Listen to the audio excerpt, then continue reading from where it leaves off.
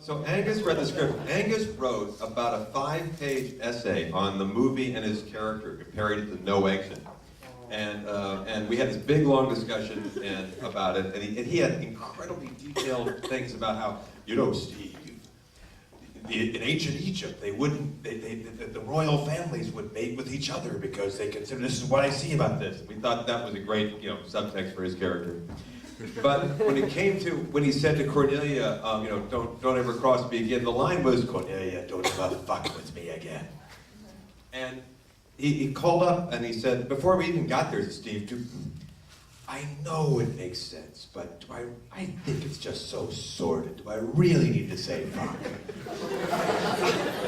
And I thought, you know, God, it's Angus Scrimm, and no, you don't have to. If you want to say Crosby, that's fine with me. I'll be delighted. He was great. He was, when he went down that shipper, you know, he's not a young guy anymore, even then, and it hurt.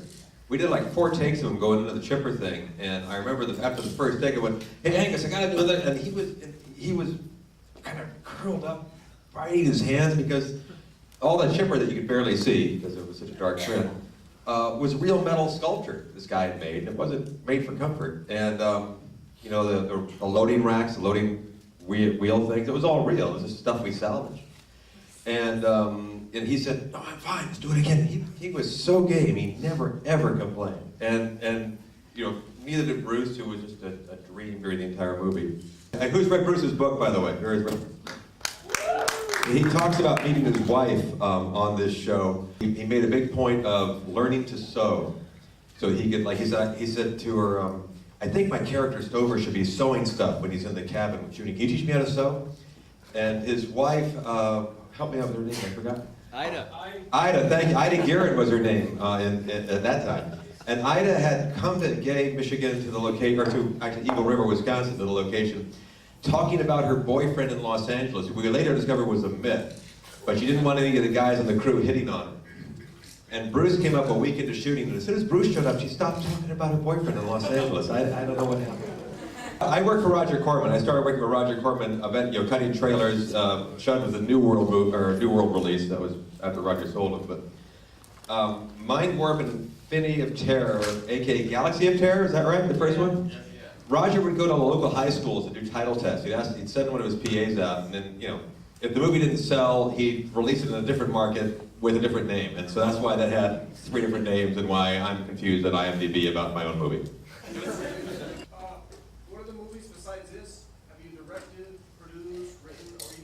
If I tell you, you'll see them and you'll be really mad at me. What was it like working with Roger Corman? Because I've read a couple books, he's really demanding. Yeah, he's all that. Let's see. Okay, the first question is, I've directed 4 feature films. I directed Hollywood Boulevard Part 2 with Ginger Lynn Allen. Thank you, the one Ginger fan back there. Let's see, also directed MINDWARP. I directed Mission of Justice with Jeff Pruitt and Bridget Nielsen in her most demanding role. See it for 2 fight scenes, like fast forward to the 2 fight scenes and just kind of skip the whole thing after that. And then I directed, I put the nail in the coffin of the Scanners series, ladies and gentlemen. I directed Scanners The Showdown, aka Scanner Cop 2. I apologize. But it was the best exploding head movie of 1994, bar none, I guarantee. And then working for Roger was great. When you're cutting for Roger or doing anything creative for Roger, it is just, you know, it was the dream job. I was a trailer editor, then I cut features. Yeah, who was here for Jim Wynorski's show not very long ago? Ah, that's great, Barnett, you're a great editor. I want you to come cut for me. I cut Jim's Death Stalker Part 2 with John Terlesky and Monique Gabrielle in her most demanding role. And I cut trailers for Roger, you know, The Nest, about cockroaches and all kinds of stuff. And that was spectacular, because when you're talking with a guy who knows so much about movies, and you had these great conversations about why that 8 frames should, you know, become 9 frames or 12 frames. And then I took over as his head of post-production, where I was spending his money, and then that was like living hell for 2 years. It was, Roger, if you spend Roger's money, he doesn't like you. Even if you have to spend his money, he hates your guys. And it was kind of like, it was this purgatory period. If you ran his post department for 2 years, he'd let you direct a movie, you know, to get rid of and get somebody else to run your post department. So, and it was great. I mean, we had cameras lying around, we had sets lying around. There was a movie called The Drifter, I think it was, and I forgot the guy's name that directed it. It was this girl picks up a hitchhiker, has an affair with him, and you think he's stalking her for the rest of the movie, but it's somebody else. And so we were cutting the trailer for that. This great editor we had, Karen Horn, was trying to find a rhythmic device for the trailer, and there were these lines going, you know, underneath the camera, you know, daytime, just the lines on a highway. And we said, well, gee, what if those lines became lines at night? And then the lines led right up into the face of the guy, and that'd be really cool. And so I just went to a friend of mine who was the head of production, and I said, you know, hey, can I borrow the 2C and a truck? Yeah, take it. So on Saturday, we just grabbed the camera, we went up to Dodger Stadium, where there were no games at that time, and we just shot this stuff. And it was wonderful at that time. I mean, now you have digital cameras, there's so much more available to a filmmaker that we didn't have then, but just to get your hands on a 35 camera and the gear, and you could do anything. And Roger liked it if you went out and stole his gear and did something and didn't tell him. And then he'd say, oh, that's very good, yes, that's fine, go straight ahead, finish that. I have a question about the junkyard underground set thing Yeah. you had going there. Very impressive, by the way. It's really- How did you get together all that junk, and how long did it take? Where was it set up? Just give me as much Wikipedia-like details. Oh man, that's a lot. All right, there was a production designer on the movie whose name escapes me right now because I had a big fight with him in pre-production. And he had done some classy British movies like, you know, I don't know, not Remains of the Day, but some Merchant Ivory things. And he did the kind of like preliminary sketches of all that stuff. And then a guy named Kim Hicks, who was his art director, took over as production designer, and a really wonderful set decorator named Teresa Dupre, who's become a big art director, production designer out in New York now. And she had a great crew. And when I was working for Corman, before I became an editor, I was in the art department.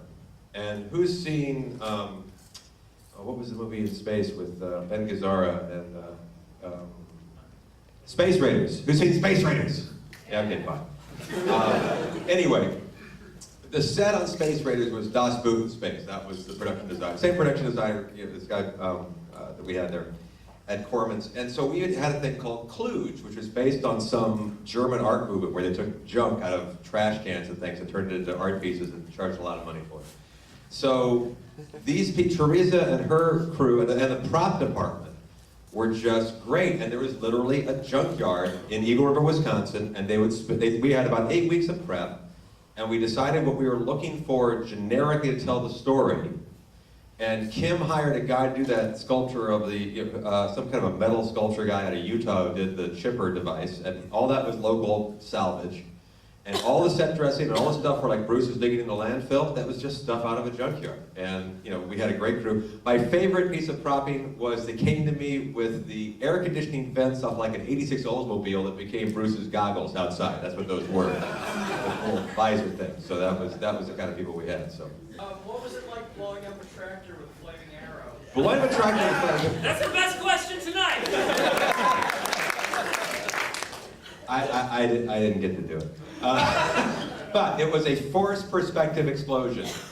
And what that meant was we had, just mechanically, we had Bruce light his arrow on fire, he shoots the crossbow. We had an insert shot that I had to get in LA later of like a little close-up shot of the gas tank. You're at the gas tank now. Okay, and the arrow goes in like that. Tiny little explosion, there wasn't much in that shot.